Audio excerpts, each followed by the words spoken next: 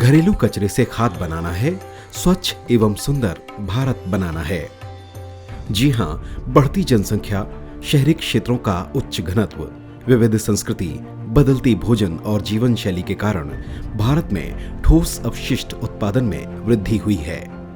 भारत में औसतन 400 से 500 ग्राम अपशिष्ट प्रति व्यक्ति प्रतिदिन उत्पादन होता है। कुल अपशिष्ट उत्पादन में से लगभग 40 से 50% ठोस अपशिष्ट को बायोडिग्रेडेबल यानी जैव अपघटन योग्य माना जाता है, जिनमें से वर्तमान में केवल 14% ही कंपोस्ट किया जा रहा है। बायोडिग्रेडेबल अपशिष्ट में मुख्य रूप से घरेलू रसोई से निकलने वाले कचरे शामिल हैं। इस प्रकार के कचरे उच्च कार्बनिक तथा जैविक गुणों से भरपूर होते हैं और इसमें लगभग 60 से 70% कार्बोहाइड्रेट्स, 10 से 15% प्रोटीन और 5 से 10% लिपिड होते हैं। रसोई के कचरे में नमी की मात्रा अधिक होती है, जो अन्य कचरे के साथ मिश्रित होने पर तीव्र गंध एवं बीमारी फैलाने वाले कीटाणुओं और कीटों को पैदा करती है। लैंडफिल साइट में कूड़े के ढेरों से लीचिट और कई प्रकार की गैसों का उत्सर्जन होता है। इन गैसों में मुख्य रूप से मीथेन गैस शामिल है, जो एक ग्रीन हाउस गैस है और ग्लोबल वार्मिंग का मुख्य कारण है।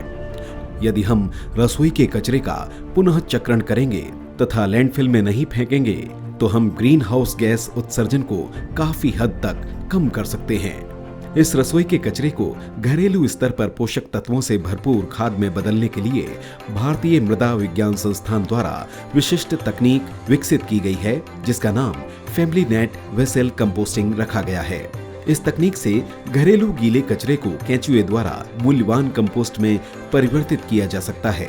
फैमिली नेट वेसल से कंपोस्ट बनाने के लिए 1.5 फीट लंबाई और 1 फीट व्यास का एक नायलॉन नेट को गोलाई में सिलकर नीचे से बांध दिया जाता है। इसके अंदर प्लास्टिक की एक डलिया को रखा जाता है। इस वेसल को घर के बरामदे में या फिर पेड़ की डाली से बांध सकते हैं। एक परिवार जिसमें 4 सदस्य हैं, उसमें लगभग 400 से 500 ग्राम गीला कचरा प्रतिदिन निकलता है। इस गीले कचरे को पहले छोटे छोटे टुकड़ों में काटकर डलिया में भरा जाता है। फिर कचरे के ऊपर सड़े हुए गोबर को डाला जाता है। इसके बाद लगभग इसमें 100 से 150 ग्राम केंचुओं को डालकर जूट के फटे पुराने बोरे के टुकड़ों से ढक दिया जाता है और ऊपर से पानी का छिड़काव नियमित रूप से नमी को बरकरार रखने के लिए किया जाता है।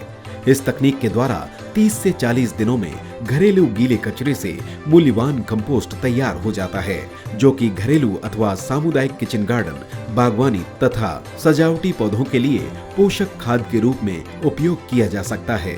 अगर एक परिवार में 4 सदस्य हैं, तो घरेलू कचरे के पूर्ण पुनः चक्रण हेतु कुल 3 यूनिट की आवश्यकता होती है, ताकि यह प्रक्रिया न टूटे। इस तकनीक से बनने वाले खाद में 1.2% नाइट्रोजन, 2% फास्फोरस और 0.8% पोटास की कुल मात्रा पाई जाती है।